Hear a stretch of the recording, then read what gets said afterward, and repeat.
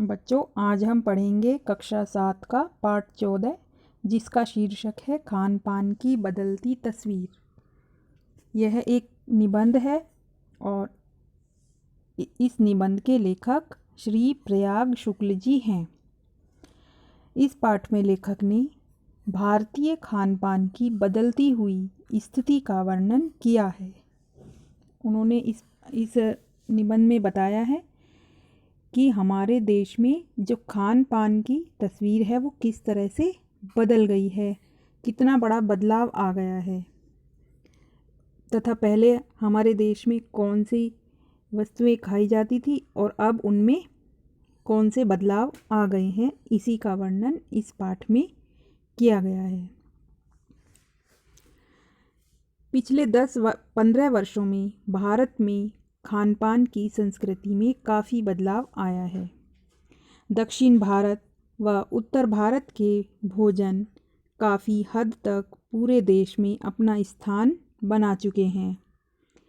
दक्षिण भारत का इडली डोसा, बड़ा सांभर, रसम दक्षिण भारत में ही नहीं बल्कि पूरे उत्तर भारत में भी उपलब्ध हैं और उत्तर भारत के ढाबे व उसमें उपलब्ध रोटी, दाल, साग पूरे देश में मिल जाएंगे।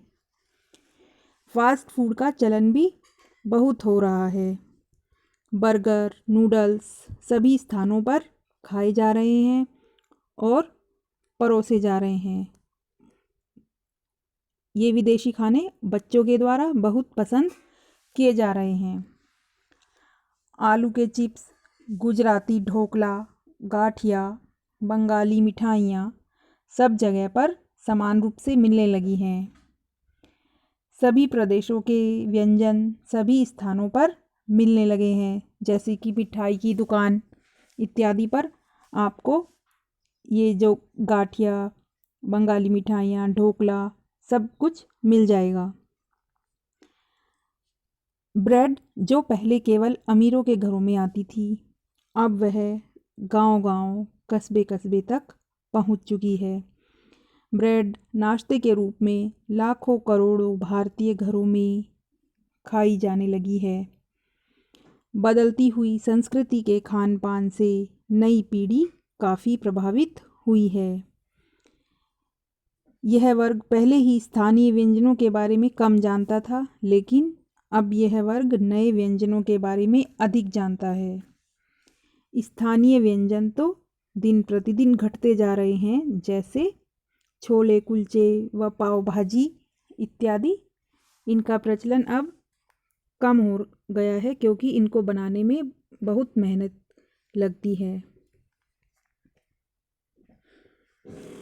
आज नए दौर में भले ही कुछ मशहूर चीज़ें अपना स्थान बनाए हुए हैं, जैसे मथुरा के पेड़े, आगरे का पेठा व नमकीन आदि, लेकिन उनकी गुणवत्ता उतनी नहीं रही। उनमें इतना पहले जैसा स्वाद अब नहीं रहा। दूसरी ओर समय की कमी के कारण मौसम और ऋतुओं के अनुसार व्यंजन अब बनते ही नहीं। शहरी जीवन की भागम भाग व महंगाई के कारण आज उन्हीं देशी विदेशी व्यंजनों को अपनाया जा रहा है, जिन्हें बनाने और पकाने में सुविधा होती है, सरलता महसूस होती है। मेवों से बने व्यंजन खाना हर आदमी के लिए संभव नहीं रहा, क्योंकि मेवे महंगे होते हैं और हर कोई व्यक्ति उन्हें नहीं खरीद सकता। देश विदेश के व्यंजनों का चलन होने से खान पान की एक मिश्रित संस्कृति बनी है। खान पान की दृष्टि से सभी प्रांत एक दूसरे के पास पास आ गए हैं।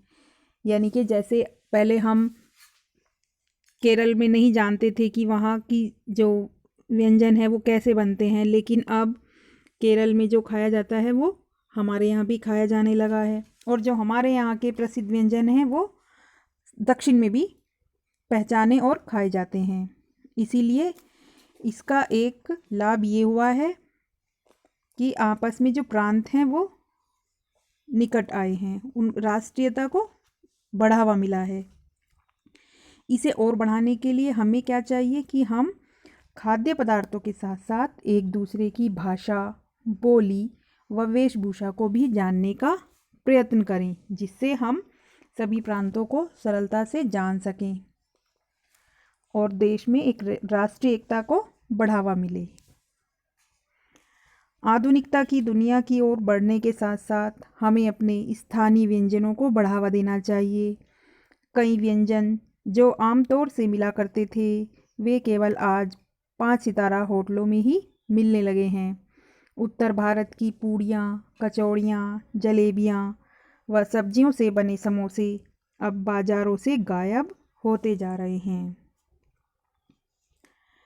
आधुनिकता के दौर में हम स्थानीय व्यंजनों को छोड़ते जा रहे हैं और पश्चिमी देशों के जो पदार्थ हैं वो केवल स्वाद के लिए अपनाते जा रहे हैं, जबकि वो हमारे स्वास्थ्य के लिए हानिकारक हैं। स्थानीय व्यंजनों का दोबारा से उद्धार करना बहुत आवश्यक है, उनको दोबारा प्रचलन में लाना बहुत ज़रूरी है। खान पान की मिश्रित संस्कृति में हम कई बार चीज़ों का वास्तविक स्वाद नहीं ले पाते। कई बार प्रीति भोज व पार्टियों आदि में एक ही प्लेट में विभिन्न प्रकार के व्यंजन परोस लिए जाते हैं, जिनसे किसी का भी स्वाद हम सही रूप से नहीं ले पाते। सब कुछ एक ही प्लेट में गड़मड़ कर लेते हैं और उसको मिलाकर खाने लगते हैं, जिससे किसी का भी स्वाद सही तरीके से नहीं आ पाता। आज आधुनिकता के दौर में खान पान की मिश्रित संस्कृति बढ़ती जा रही है। हमारा यह कर्तव्य बनता है कि हम समयानुसार उसकी जांच करते रहें। यह संस्कृति हमें चयन करने का अवसर देती है, पर हम उसका लाभ उठाने में असमर्थ रहे हैं।